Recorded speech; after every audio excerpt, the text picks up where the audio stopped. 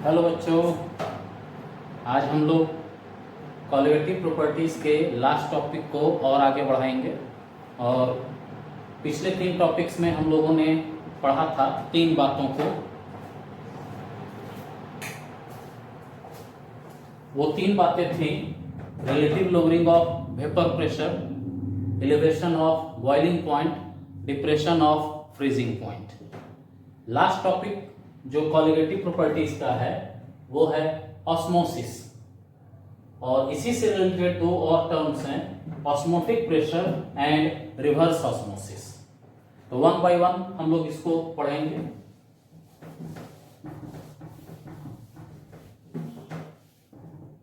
Let's start with osmosis.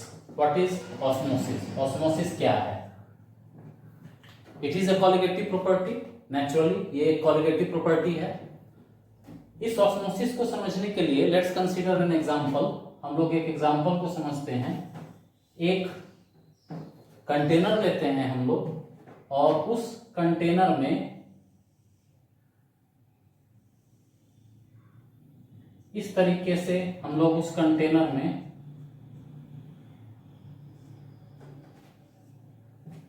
एक semi permeable membrane को लगा देंगे। अभी हम लोग डिस्कस करेंगे ये क्या है। और इस कंटेनर के एक साइड हम लोग प्योर वाटर को रखेंगे, और कंटेनर के दूसरी तरफ हम लोग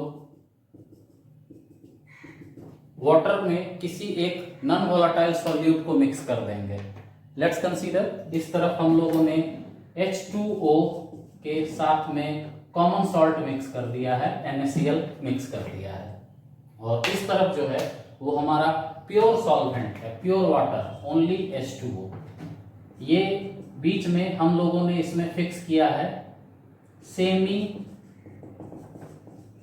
परमेएबल मेम्ब्रेन।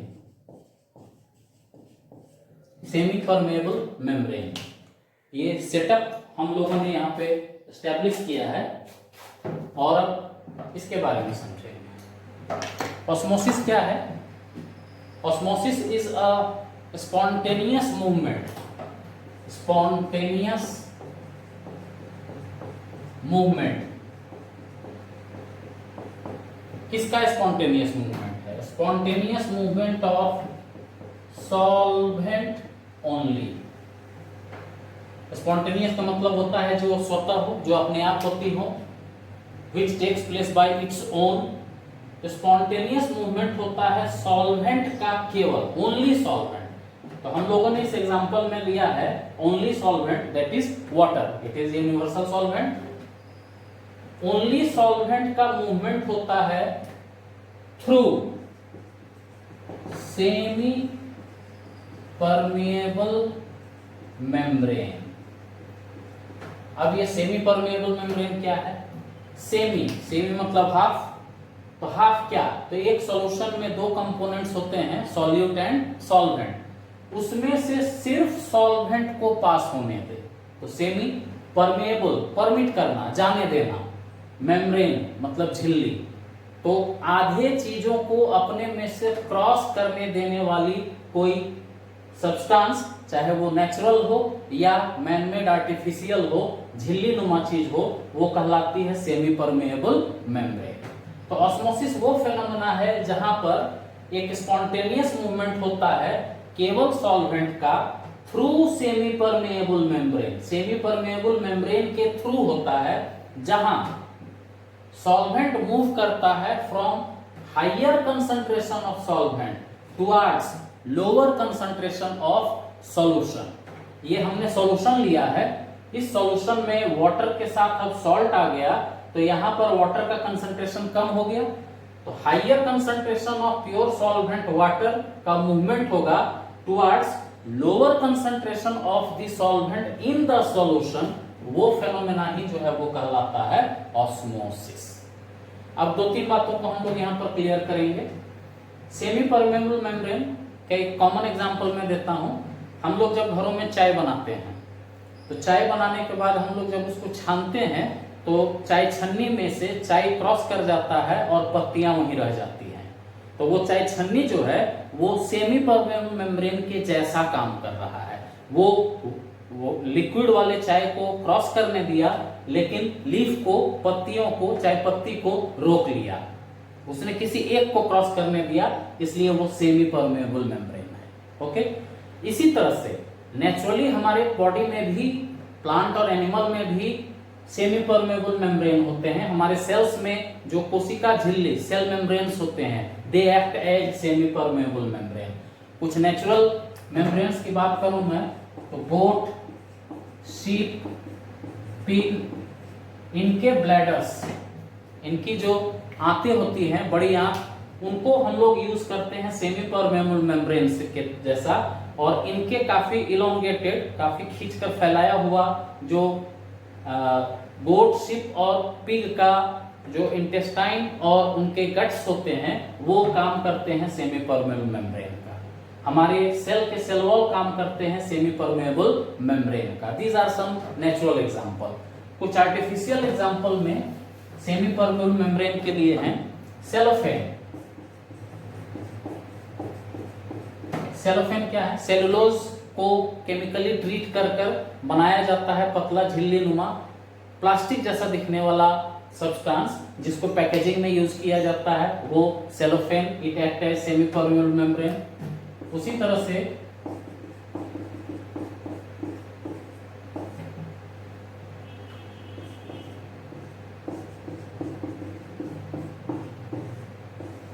जेलेटिनाइज्ड, जेलेटिन की परत को लगाया हुआ पोटेशियम फेरिक साइनाइड और cupric ferric cyanide, ferrous cyanide sorry, इनको जो है हम लोग यूज करते हैं as a semi permeable membrane. These are example of semi permeable membrane. ये सेमी परमेबल मेम्ब्रेन हमने यहां लगाया, ये क्या करेगा?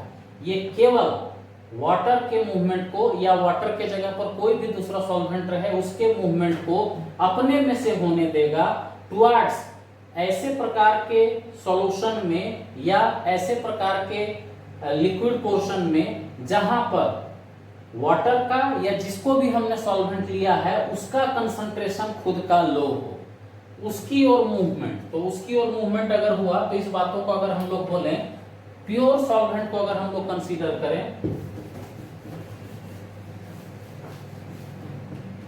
प्योर सॉल्वेंट को अगर कंसीडर करते हैं तो higher concentration of solvent towards lower concentration. केवल सॉल्वेंट का हायर कंसंट्रेशन जिधर हो उधर से सॉल्वेंट मूव कर जाएगा उस सॉल्यूशन की ओर जहां पर सॉल्वेंट का कंसंट्रेशन लो हो। उस फेनोमेना को हम लोग कहते हैं ऑस्मोसिस, और ये सेमी परमेबल मेम्ब्रेन के थ्रू होता है। दूसरा, जहां पर लोअर कंसंट्रेशन ऑफ सॉल्यूशन हो, जैसे डाइल्यूट सॉल्यूशन हो, और डाइल्यूट सॉल्यूशन लोअर कंसंट्रेशन का होता है, इसमें से सॉल्वेंट का मूवमेंट होता है कंसंट्रेटेड सॉल्यूशन की ओर, कंसंट्रेटेड सॉल्यूशन की ओर। तो डाइल्यूट सॉल्यूशन में से सॉल्वेंट का मूवमेंट कंसंट्रेटेड सॉल्यूशन की ओर होगा, सेमी परमेबल मेम्ब्रेन के थ्रू स्पॉन्टेनियस होगा। वो फेनोमेना जो है वो कहलाता है ऑस्मोसिस। अब इस एग्जांपल में अगर हम लोग देखें तो ऑस्मोसिस का फेनोमेना जब होगा, वाटर मूव करेगा इस ओर से इस ओर। जब ये मूवमेंट इधर की ओर होगा तो नेचुरली यहां से धीरे धीरे वाटर का लेवल घटना शुरू हो जाएगा, और इस तरफ सॉल्यूशन में नेट वाटर का लेवल जो है वो बढ़ना शुरू हो जाएगा। इस तरीके से ये घट जाएगा, ये बढ़ जाएगा। This phenomena, this is known as osmosis. इसी को हम लोग ऑस्मोसिस कहते हैं। ये ऑस्मोसिस के फेनोमेना हम लोग डे टू डे लाइफ में प्रैक्टिस करते हैं, जैसे पिकलिंग, अचार लगाना। हम लोग घरों में आम का और दूसरे चीजों का अचार लगाते हैं। उसमें क्या होता है, हम लोग आम को कट कर कर पहले उसके नमक के एनवायरनमेंट में उसको रखते हैं। तो आम के अंदर जो भी लिक्विड है, सॉल्वेंट है, उसका खुद का concentration as a solvent high है, इसलिए जब वो नमकीन एटमॉस्फेयर में रखा हुआ है तो आम से सॉल्वेंट मूव कर कर बाहर आ जाता है, टुवर्ड्स द सॉल्यूशन। ये फेनोमेना दर्शाता है ऑस्मोसिस को। कुछ हल्के मुरझाए हुए फूल को जब हम लोग पानी में रखते हैं तो वो फिर से जो है वो ताजा हो जाता है, वहां पर भी घटना जो है वो हो रहा है ऑस्मोसिस। अगर हम एक अंडे को लें और केमिकली उसके ऊपरी परत को हटा दें और उसे अगर हम एक नॉर्मल डिस्टिल वाटर में रखें और सलाइन वाटर में रखें, तो डिस्टिल वाटर में अगर हम लोग रखेंगे तो अंडा धीरे धीरे फूलेगा। तो उस केस में सॉल्वेंट का मूवमेंट हुआ from distil water to egg, और अगर हम लोग सलाइन वाटर में रखते हैं तो अंडा धीरे धीरे सिकुड़ता चला जाएगा। उस केस में सॉल्वेंट का मूवमेंट हुआ from egg towards the saline water, क्योंकि सलाइन वाटर में वाटर का कंसंट्रेशन लो था, एग में वाटर का कंसंट्रेशन हाई था। सॉल्वेंट स्पॉन्टेनियसली मूव कर गया from the higher concentration towards lower concentration. यही फेनोमेना है वो कहलाता है osmosis. Okay students, osmosis is the spontaneous movement of solvent only through semi-permeable membrane from higher concentration of solvent towards lower concentration of the solvent in solution is known as osmosis। इसी को हम लोग कहते हैं osmosis।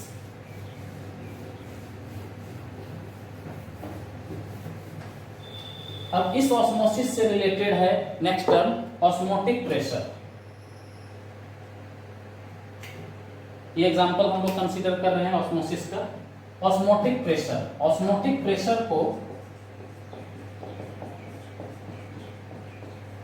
हम लोग पाई से indicate करते हैं।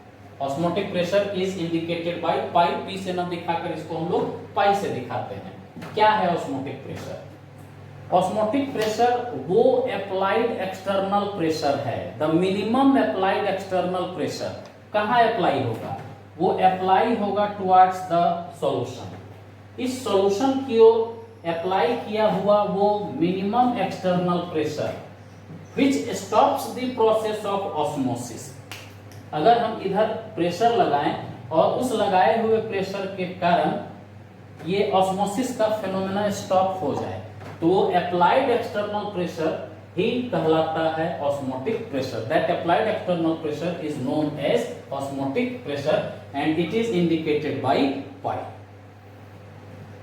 ऑस्मोटिक प्रेशर को हम लोग कैलकुलेट करते हैं with help of ideal gas equation. और आइडियल गैस इक्वेशन क्या है? आइडियल गैस इक्वेशन है PV इक्वल्स टू nRT।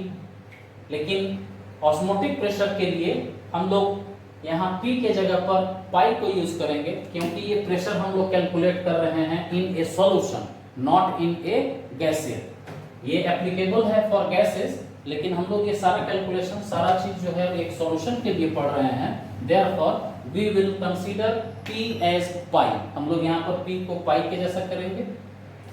ये simple pi V equals to nRT हो जाएगा। V को नीचे रिमूव कर दें, pi equals to n by V upon RT। अब यहाँ ध्यान देंगे, n number of mole, V volume, तो number of mole of the dissolved solute and volume of the solution। तो number of mole by volume is concentration, जिसको हम लोग molarity बोलते हैं। तो we can write n by v के जगह पर पाई इक्वल्स टू CRT और n बाई v जो है वो चेंज हो गया C। तो this equation pi equals to CRT, ये pi equals to CRT is the formula for osmotic pressure. ये फॉर्मूला है फॉर ऑस्मोटिक प्रेशर के लिए, जहां C मतलब कंसंट्रेशन, R का मतलब हो गया यूनिवर्सल गैस कांस्टेंट और T का मतलब हो गया टेम्परेचर। लेकिन ध्यान देंगे बच्चों, यूनिवर्सल गैस कांस्टेंट का वैल्यू आइडियल गैस इक्वेशन और गैसेस के अदर इक्वेशंस में अप्लाई होते हैं। इसलिए कभी कभी जब न्यूमेरिकल्स पूछे जाते हैं तो वो R के जगह पर वहां पर S के फॉर्मूला को भी यूज किया जाता है। तो ये फॉर्मूला चेंज हो जाएगा, pi equals to pi equals to CST, जहां C का मतलब concentration, S is the constant for the solution और ये S का वैल्यू हमेशा प्रोवाइडेड रहता है, और T is the temperature. This is the required equation. This is the equation through which we can calculate the osmotic pressure of any solution. किसी भी solution के osmotic pressure को हम लोग इससे calculate कर सकते हैं. For further, और इसको हम लोग solve करें अगर, तो इस equation से molar mass of the solute भी calculate कर सकते हैं, जो solute घुला हुआ है. कैसे? पाई इक्वल्स टू, अभी हमारा यहाँ इक्वेशन था pi equals to C R T, और ये डिराइव हुआ था pi equals to N by V R T से. तो ये N by V, N is number of mole and mole equals to mass upon molar mass. तो इस formula से हम लोग डिराइव करें, अगर मास अपॉन मोलर मास के वैल्यू को पुट करें तो हम लोग लिख सकते हैं W R T upon M into we.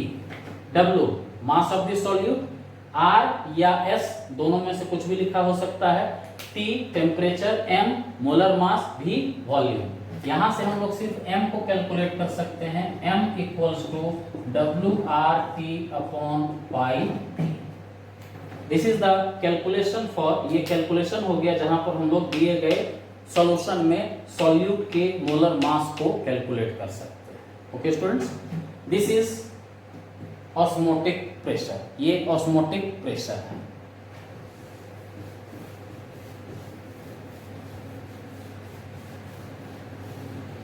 इसी में थर्ड सब टॉपिक था हम लोगों का रिवर्स ऑस्मोसिस.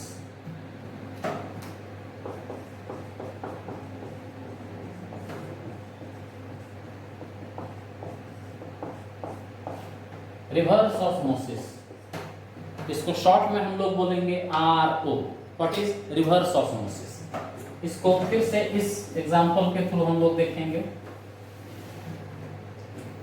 ये प्योर सॉल्वेंट था, ये सॉल्यूशन था जहां पर सॉल्वेंट का कंसंट्रेशन कम था बिकॉज इसके साथ कोई सॉल्यूट मिक्स था. शुरू में हमने जब सेमी परमेबल मेम्ब्रेन को लगाया तो उस सेमी परमेबल मेम्ब्रेन के लगाने के बाद स्पॉन्टेनियस मूवमेंट हुआ था सॉल्वेंट का only from higher concentration of solvent towards lower concentration of solvent in solution. वो फेनोमेना जो है वो कहलाया ऑस्मोसिस. उस ऑस्मोसिस को रोकने के लिए हमने सॉल्यूशन पर जो मिनिमम अप्लाइड एक्सटर्नल प्रेशर लगाया था, जिसके कारण ऑस्मोसिस का फेनोमेना स्टॉप हो गया, वो कहलाया ऑस्मोटिक प्रेशर. और अब अगर हम इतना प्रेशर को यहां पर अप्लाई करें, एक्सटर्नल प्रेशर को इतना अप्लाई करें कि lower concentration of the solvent in solution. अब ध्यान देंगे बच्चों, यहां पर सिर्फ वाटर था, यहां पर सॉल्यूशन था. तो सॉल्यूशन में वाटर का कंसंट्रेशन लो है, लेकिन ओवरऑल सॉल्यूशन को देखें तो concentration of solution is high and concentration यहां पर केवल सॉल्वेंट है, उस कंपैरिजन में ये लो है. तो हायर कंसंट्रेशन ऑफ सॉल्यूशन में से ओनली सॉल्वेंट का मूवमेंट जब प्योर सॉल्वेंट की ओर होने लगे उस अप्लाइड एक्सटर्नल प्रेशर के कारण, तो वो फेनोमेना ही जो है वो कहलाता है रिवर्स ऑस्मोसिस. ऑस्मोसिस का उल्टा होना. ऑस्मोसिस में क्या था? प्योर सॉल्वेंट का मूवमेंट होता था टुवर्ड्स सॉल्यूशन. अब रिवर्स ऑस्मोसिस का क्या होगा? रिवर्स ऑस्मोसिस में सॉल्यूशन में से सॉल्वेंट का मूवमेंट होगा towards pure solvent. This process, this phenomena is called reverse osmosis, और शॉर्ट में इसी को हम लोग कहते हैं RO. ये RO ही जो है हम लोग इस RO के कंसेप्ट को यूज करके अपने घरों में RO फिल्टर हम लोग लगाते हैं. सभी लोगों को, मैक्सिमम लोगों ने देखा होगा कैंट का, यूरेका फोर्ब्स का RO सिस्टम. वो क्या करता है? वो नल के थोड़े से गंदे पानी को साफ कर कर प्योर वाटर पीने के लिए हम लोगों को देता है. तो लेट्स कंसीडर ये नल का टैप का पानी है. टैप में वाटर के साथ बहुत सारे दूसरे भी सॉल्यूट घुले रहते हैं, देयरफॉर वहां सॉल्यूशन का कंसंट्रेशन हाई है. उस सॉल्यूशन के हाई कंसंट्रेशन से प्योर सॉल्वेंट का मूवमेंट हो जाता है towards the part of the chamber of the machine where only pure solvent और एम्प्टी पोर्शन इज प्रेजेंट. वो घटना ही जो है वो कहलाता है रिवर्स ऑस्मोसिस. तो रिवर्स ऑस्मोसिस में हायर कंसंट्रेशन के सॉल्यूशन से लोअर कंसंट्रेशन की ओर अप्लाइड एक्सटर्नल प्रेशर के कारण केवल सॉल्वेंट का मूवमेंट हो, that is called reverse osmosis. उसी को हम लोग कहते हैं RO. ओके स्टूडेंट्स, तो इस टॉपिक में हम लोगों ने कॉलिगेटिव प्रॉपर्टी के तौर पर पढ़ा ऑस्मोसिस। तो ओवरऑल कॉलिगेटिव प्रॉपर्टीज में हम लोगों ने पढ़ा कि कॉलिगेटिव प्रॉपर्टीज वो होती हैं जो अमाउंट ऑफ सॉल्यूट के डिसॉल्व रहने के कारण किसी सॉल्यूशन में अराइज होती हैं। और ये कॉलिगेटिव प्रॉपर्टीज चार थी।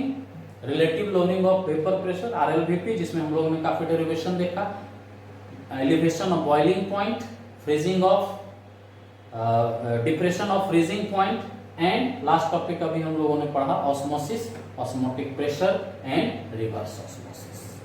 तो this is the 4 colligative property. इसी कॉलिगेटिव प्रॉपर्टी से रिलेटेड हम लोग नेक्स्ट टॉपिक के तौर पर पढ़ेंगे abnormal molecular mass and Vent of factor। Abnormal molecular mass and Vent of factor। Colligative property से रिलेटेड ये टर्म्स हैं। दो चार बातों को मैं रिमाइंड कर दूं, पिछले टॉपिक्स में जो हम लोगों ने कॉलिगेटिव प्रॉपर्टीज के बारे में पढ़ा उससे हम लोगों ने क्या डिराइव किया। तो उससे हम लोगों ने डिराइव किया colligative property CP। Colligative property is directly proportional to amount या क्वांटिटी, कुछ भी बोल सकते हैं, अमाउंट ऑफ सॉल्यूट। सॉल्यूट का मात्रा जितना ज्यादा होगा कॉलिगेटिव प्रॉपर्टीज का वैल्यू उतना ही ज्यादा होगा। सॉल्यूट की मात्रा जितनी कम होगी कॉलिगेटिव प्रॉपर्टीज का वैल्यू भी उतना ही कम होगा। तो amount of solute is directly proportional to colligative property and colligative property is inversely proportional to molecular mass. जो भी सॉल्यूट के कारण कॉलिगेटिव प्रॉपर्टी है उसका मॉलिक्यूलर मास इनवर्सली प्रोपोर्शनल होता है कॉलिगेटिव प्रॉपर्टी के। Higher the molecular mass lower the value of colligative property and lower the molecular mass higher is the value of colligative property. Okay students, ये कुछ बातें हैं जो हम लोगों को इस टॉपिक को पढ़ने से पहले समझना है। अब हम लोग ये समझने का प्रयास करेंगे what is abnormal molecular mass. Abnormal molecular मास क्या है और वेंट हॉफ फैक्टर से उसका रिलेशनशिप क्या है, प्लस वेंट हॉफ फैक्टर खुद क्या है।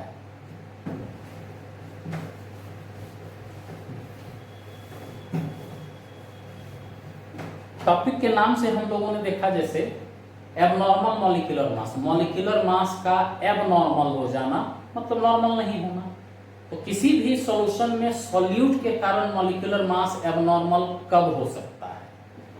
तो नॉर्मली दो कंडीशंस होते हैं, एक डिसोसिएशन,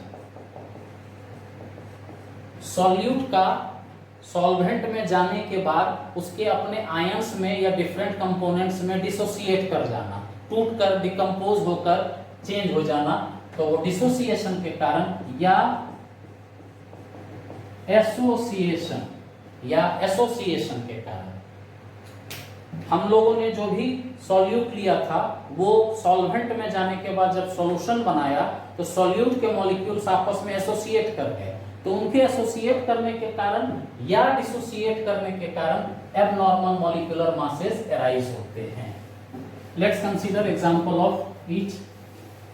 हम लोग एसोसिएशन और डिसोसिएशन दोनों के एग्जांपल को देखेंगे और उससे वेंट हॉफ फैक्टर को डिराइव करने का कोशिश करेंगे और वेंट हॉफ फैक्टर क्या है उससे रिलेटेड बातों को देखेंगे। पहला केस हम लोग लेते हैं डिसोसिएशन।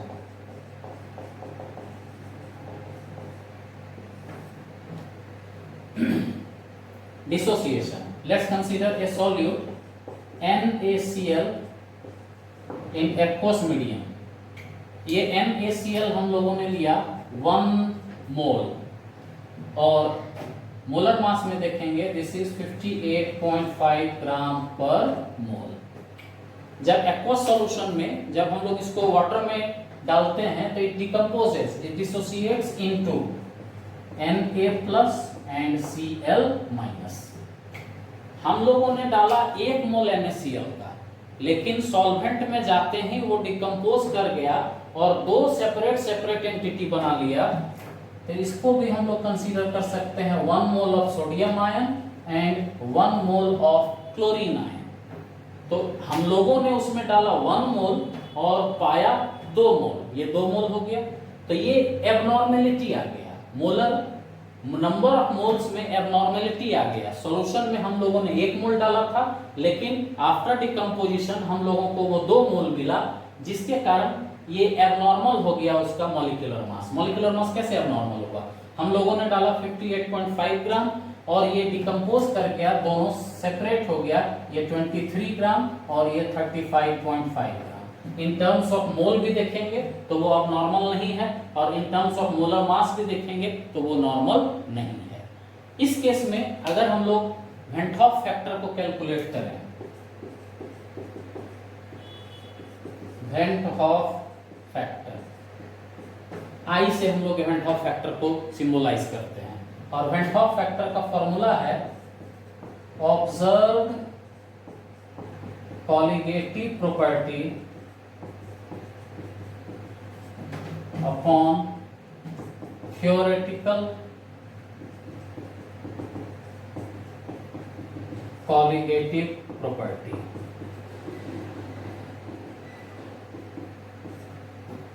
ऑब्जर्व्ड कॉलिगेटिव प्रॉपर्टी, वो कॉलिगेटिव प्रॉपर्टी सॉल्यूट के कारण राइज होती है, कॉलिगेटिव प्रॉपर्टी जिसको हम लोगों ने ऑब्जर्व किया। तो इस रिएक्शन में हमने ऑब्जर्व किसको किया? This is the observed part, ये पार्ट है जिसको हम लोगों ने ऑब्जर्व किया।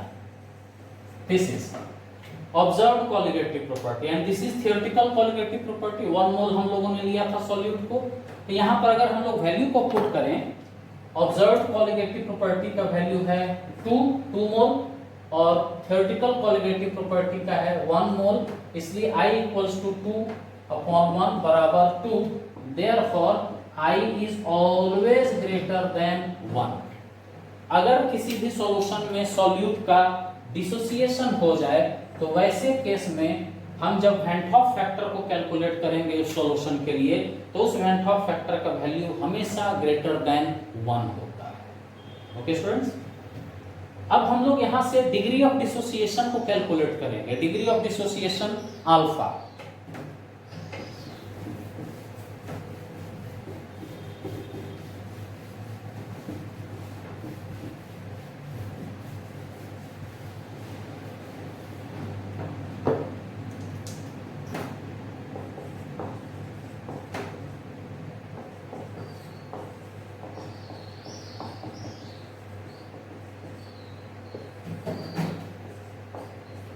डिग्री ऑफ डिसोसिएशन अल्फा क्या होता है? डिग्री ऑफ डिसोसिएशन थ्योरेटिकली अगर हम लोग डिग्री ऑफ डिसोसिएशन को देखें तो डिसोसिएट करना, डिकम्पोज कर जाना। डिग्री मतलब टू द एक्सटेंट, किस सीमा तक, किस हद तक डिसोसिएट किया, उसी को हम लोग डिग्री ऑफ डिसोसिएशन यानी कि अल्फा, या डिग्री ऑफ एसोसिएशन यानी कि अल्फा, उसको भी या बीटा, दोनों में से किसी भी सिंबल से दिखा सकते हैं।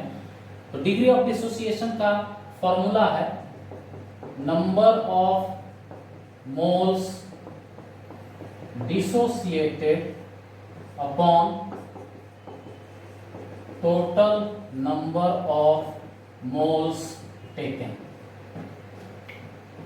जिस सॉल्यूट को हमने सॉल्यूशन में डाला था वो कितना डिसोसिएट किया, उसका टोटल नंबर ऑफ मोल, और डिवाइड कर देंगे थ्योरेटिकली हम लोगों ने जितना नंबर ऑफ मोल सॉल्यूट को लिया था, उसको जब हम लोग इससे इक्वेट करेंगे तो उससे निकलता है degree of dissociation. Degree of dissociation का वैल्यू को कैलकुलेट करते हैं हम लोग। जैसे अगर हम लोग पिछले इक्वेशन से चलें, नंबर ऑफ मोल डिसोसिएटेड, तो नंबर ऑफ मोल डिसोसिएट हुआ था 2 मोल बने थे डिसोसिएट होकर, और हम लोगों ने लिया था 1 मोल, और इसलिए डिग्री ऑफ डिसोसिएशन का वैल्यू निकल कर आया 2। इसको सॉल्व करेंगे सिंपली। तो किसी भी तरह के आयंस को अगर हम लोग लें और इस तरह का वो दिखाए, जैसे लेट्स कंसीडर CaCl2, इसको हम लोग एक्वस में डाल दें तो ये टूटेगा Ca+2 और 2Cl, 2 Cl अलग अलग मिलेगा। अब यहाँ पर देखो, ये हम लोगों ने लिया है 1 मोल, यहाँ पर हम लोगों को मिला ये 1 मोल और ये 2 मोल। तो अगर हम लोग इस वैल्यू को यहाँ पर पुट करें तो number of mole dissociated, number of मोल कितना डिसोसिएट हुआ, वो हुआ 3 upon number of moles taken, कितना लिया था हम लोगों ने 1, इसलिए यहाँ पर अल्फा का वैल्यू डिग्री ऑफ डिसोसिएशन का वैल्यू निकल कर आया 3। बात क्लियर है बच्चों? डिग्री ऑफ डिसोसिएशन ये बताता है अप टू व्हाट एक्सटेंट, किस एक्सटेंट तक एक आयन डिसोसिएट करेगा और उसके वैल्यू को हम लोग क्या पुट करेंगे। अब हम लोग डिग्री ऑफ डिसोसिएशन के वैल्यू को डिराइव करेंगे, उसके फॉर्मूला को डिराइव करेंगे with help of when Hoff factor, और वेन हॉफ फैक्टर को भी हम लोग इसमें देखेंगे। उसको समझने के लिए लेट्स कंसीडर एन एग्जांपल, एक एग्जांपल को हम लोग कंसीडर करते हैं। लेट्स कंसीडर एक सॉल्यूट है जिसको हमने सॉल्यूशन में डाला, तो ये टूट कर हो गया Na एट t बराबर 0। जब रिएक्शन स्टार्ट नहीं हुआ था उस टाइम पे t बराबर जब 0 था, तो लेट्स कंसीडर इसके 1 मोल रहे होंगे, तो इधर 0 मोल रहा होगा। क्यों? क्योंकि अभी रिएक्शन शुरू नहीं हुआ है, हम लोगों ने जस्ट अभी रिएक्शन को स्टार्ट करने का सोचा है, इसलिए t बराबर 0 में number of mole of solute taken is 1 और इसलिए कोई डिसोसिएट नहीं हुआ। लेकिन t बराबर गिवन किसी भी टाइम में जो कि ग्रेटर देन 0 हो, या हम लोग सिंपली इसको कर सकते हैं t ग्रेटर देन 0, यानी कि रिएक्शन अब स्टार्ट हो गया है। तो हम लोगों ने पाया कि रिएक्शन जब स्टार्ट हो जाता है तो डिसोसिएट होने लगते हैं, और उस डिसोसिएशन को हम लोग अल्फा से दिखाते हैं। तो नेचुरल है डिसोसिएशन के बाद इधर जो भी बनेंगे वो A के मॉलिक्यूल्स डिसोसिएट कर उधर बनेंगे, और डिसोसिएशन कितना हो रहा है? अल्फा। इसलिए हम लोग यहाँ पर लिख सकते हैं कि डिसोसिएशन कितना हुआ उसको रिप्रेजेंट करेंगे 1 माइनस अल्फा। ये अल्फा टूटा वहां, यही अल्फा टूट कर इधर बना।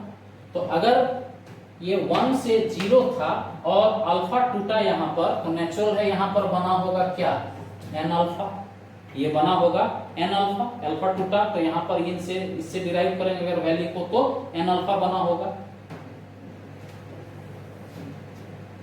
तो अगर हम लोग अब आए कॉलिगेटिव प्रॉपर्टी को कैलकुलेट करने के लिए, तो आई वेन हॉफ फैक्टर को हमने कहा था कि इससे हम लोग वेन हॉफ फैक्टर्स के थ्रू अल्फा के वैल्यू को कैलकुलेट करेंगे। तो वेन हॉफ फैक्टर बताया था हमने आई इक्वल्स टू, हम लोगों ने देखा था observe colligative property upon theoretical colligative property. Observe colligative property में क्या है? दिस इज द ऑब्जर्व, ये प्लस ये दोनों ऑब्जर्व हैं, ये टोटल सॉल्यूशन में मौजूद हैं जिसको हमने ऑब्जर्व किया। तो ऑब्जर्व कॉलिगेटिव प्रॉपर्टी है हमारा ये, और थ्योरेटिकल कॉलिगेटिव प्रॉपर्टी है ये। इसके वैल्यू को अगर हम लोग यहाँ पुट कर दें तो ये होगा 1 minus alpha plus N alpha upon 1। अब इसको हम लोग सॉल्व करेंगे। I इक्वल्स टू, यहां से अल्फा अगर कॉमन हम लोग निकालते हैं तो अल्फा अगर कॉमन निकालते हैं तो ये हो जाएगा 1 plus n minus 1 alpha upon 1 को हम लोग लिखें या ना लिखें, दैट डजंट मैटर्स। इसको हम लोग अब फर्दर सॉल्व करें, 1 को इस तरफ शिफ्ट कर दें। तो अगर हम लोग 1 को इस तरफ शिफ्ट कर देते हैं तो इट विल बिकम्स, इसको अगर हम लोग इधर शिफ्ट कर देते हैं तो i minus 1 equals to n minus 1 alpha, और यहां से हम लोग अल्फा इक्वल्स टू ले सकते हैं i minus 1 upon n minus 1। This is the required equation for degree of dissociation. हमने यहां से डिग्री ऑफ डिसोसिएशन के वैल्यू को निकाला in the case of dissociation. जब मॉलिक्यूल डिसोसिएट कर रहा था तो डिग्री ऑफ डिसोसिएशन अल्फा के वैल्यू को हम लोगों ने कैलकुलेट किया, और अल्फा का वैल्यू को यहाँ पर इस तरीके से पुट किया, जहां पर अल्फा मतलब डिग्री ऑफ डिसोसिएशन, आई का मतलब when Hoff factor. When Hoff factor को आप पीछे भी बताए मेरे फॉर्मूला से, इससे निकाल सकते हैं observe colligative property upon theoretical colligative property. इससे कैलकुलेट करके आई को निकाल सकते हैं, उसके वैल्यू को यहाँ पर पुट करेंगे, और n is the number of मोल, इस वैल्यू को यहाँ पर पुट करेंगे, उससे निकल जाएगा डिग्री ऑफ डिसोसिएशन। हम लोग पढ़ रहे थे abnormal molecular mass and when Hoff factor. Abnormal molecular mass arise होते हैं ड्यू टू एसोसिएशन और dissociation of the solute particles present in the solution. तो हम लोगों ने फर्स्ट पोर्शन को पढ़ा डिसोसिएशन। अब इसी का नेक्स्ट पोर्शन होगा एसोसिएशन।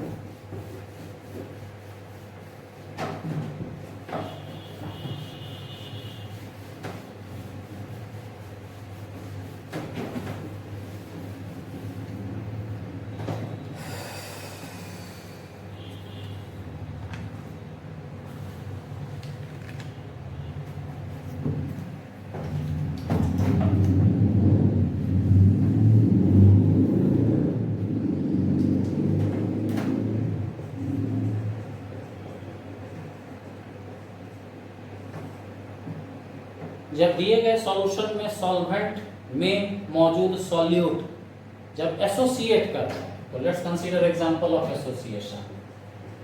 एसिटिक एसिड या बेंजोइक एसिड को हम लोग जब बेंजीन में या इसी तरह के नॉन पोलर सॉल्वेंट में डालते हैं तो ये डाइमेराइज कर जाता है। डाइमेराइज कर जाना मतलब दो सेपरेट मॉलिक्यूल्स आपस में जुड़ गए और सिंगल मॉलिक्यूल में कन्वर्ट हो गए, CH3COOH का होल 2। दिस इज डाइमेराइजेशन, ये डाइमेराइज हो गया। तो जब डाइमेराइज हो गया तो हम लोग नंबर ऑफ मॉलिक्यूल्स देखेंगे। यहाँ हम लोगों ने लिया था 2 मॉलिक्यूल और हर एक सिंगल मॉलिक्यूल्स का मास है 60 ग्राम पर मोल। आप लोग कैलकुलेट कर लेंगे। 2 ऑक्सीजन 32, 2 कार्बन 24 और 4 हाइड्रोजन 4। तो 24 × 4 और 32, तो ये आपस में आप जोड़ेंगे तो वो अराउंड 60 ग्राम पर मोल आता है। और जब हम लोगों ने इसको सॉल्वेंट में डाला, ये आपस में कंबाइन कर गए और आपस में कंबाइन करने के बाद ये सिंगल मॉलिक्यूल्स में कन्वर्ट हो गया। तो यहाँ पर हम लोग देखेंगे इट बिकम्स 1 मोल, ये 1 मोल हो गया। तो अगर हम लोग यहाँ पर I को देखें तो I बराबर हमने बताया था I इक्वल्स टू होता है observed colligative property upon theoretical colligative property. Observed colligative property का वैल्यू है 1, थ्योरेटिकल का वैल्यू है 2, इसलिए ये हाफ हुआ, यानी कि I is less than 1। When top factor वो लेस देन 1 होगा कब? जब मॉलिक्यूल्स का एसोसिएशन हो जाएगा इन द सॉल्यूशन। दिए गए सॉल्यूशन में मॉलिक्यूल्स जब एसोसिएट करने लगेंगे तो वैसे केस में वेन टॉप फैक्टर का वैल्यू लेस देन 1 होगा। पीछे हम लोगों ने देखा था जब मॉलिक्यूल डिसोसिएट करते थे तो when top factor greater than 1 होता था। अब इससे हम लोग फिर degree of dissociation degree of association को कैलकुलेट करेंगे, जिसको हम लोग अल्फा या बीटा दोनों में से किसी भी सिंबल से रिप्रेजेंट कर सकते हैं।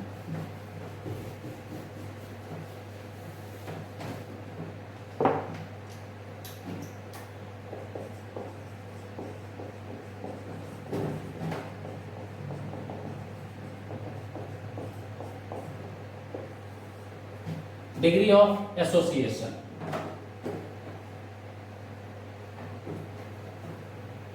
इस एसोसिएशन को समझने के लिए लेट्स कंसीडर ए, फिर से हमने लिया कुछ सॉल्यूट जिसको सॉल्वेंट में डाला और वो एसोसिएट कर गए, डाइमेराइज, ट्राइमेराइज, टेट्रामेराइज कर गए, जुड़ गए और वो बना लिए AN। N के लिया वो बना लिए AN। तो T बराबर 0 जब था तो इस केस में लेट्स कंसीडर दिस इज 1, तो ये 0 रहा होगा। और T इज जब ग्रेटर देन 0 हुआ, यानी कि रिएक्शन स्टार्ट हो गया, तो नेचुरल है फिर से यहाँ देखेंगे डिसोसिएशन या एसोसिएशन को हम लोग अल्फा से दिखा रहे हैं। इस मूल कंटेंट से लिए गए मात्रा से ये डिसोसिएट या एसोसिएट किया होगा, इसलिए यहाँ पर लिखेंगे 1 माइनस अल्फा। और ये जब एसोसिएट किया होगा या डिसोसिएट किया होगा तो इसको हम लोग यहाँ पर रिप्रेजेंट करेंगे किससे? अल्फा बाई एन से।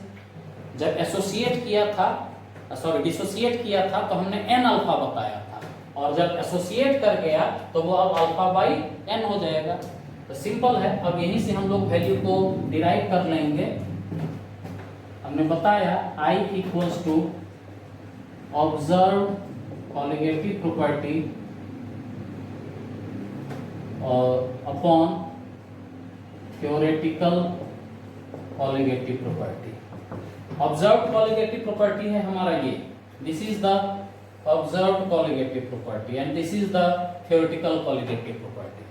अगर ऑब्जर्व्ड कॉलिगेटिव प्रॉपर्टी ये है तो इसको हम लोग लिखेंगे 1 minus alpha plus alpha by n, this will be the equation upon 1।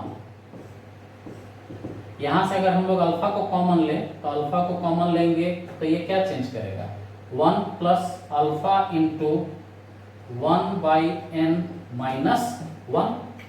यहां से अगर हम लोग इसको सॉल्व करते हैं तो this equation will be like this.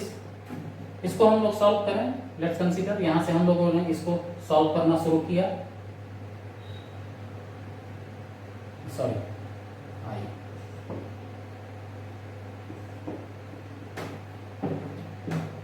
इसको इधर शिफ्ट करें, i minus 1 equals to alpha upon 1 by N minus 1। इसको हम लोग अगर नीचे शिफ्ट कर दें तो अल्फा इक्वल्स टू हो जाएगा i minus 1 upon 1 by N minus 1। और अगर हम लोग इसका एलसीएम लेकर सॉल्व करते हैं तो एलसीएम लेकर सॉल्व करेंगे तो क्या आएगा, alpha equals to i minus 1, इसका एलसीएम ले लेंगे upon n equals to 1 minus n, और अल्फा इक्वल्स टू अगर ये ऊपर जाए तो i minus 1 into n by 1 minus n। This is the equation for degree of association. ये डिग्री ऑफ एसोसिएशन को बताता है। तो हम लोगों ने डिग्री ऑफ डिसोसिएशन और डिग्री ऑफ एसोसिएशन के वैल्यू को कैलकुलेट किया with help of when Hoff factor. तो टॉपिक था हमारा abnormal molecular mass and when Hoff factor. Abnormal molecular मास क्या है, जब कोई भी सॉल्वेंट में जाने के बाद जब सॉल्यूशन बनाए और उसका मोलर मास या नंबर ऑफ मोल चेंज कर जाए तो it is generally known as abnormal molecular mass. और वेन हॉफ फैक्टर क्या है, वेन हॉफ फैक्टर उस एबनॉर्मल मॉलिक्यूलर मास को कैलकुलेट करने में हेल्प करता है जिससे हम लोग रिप्रेजेंट करते हैं जिसको आई से।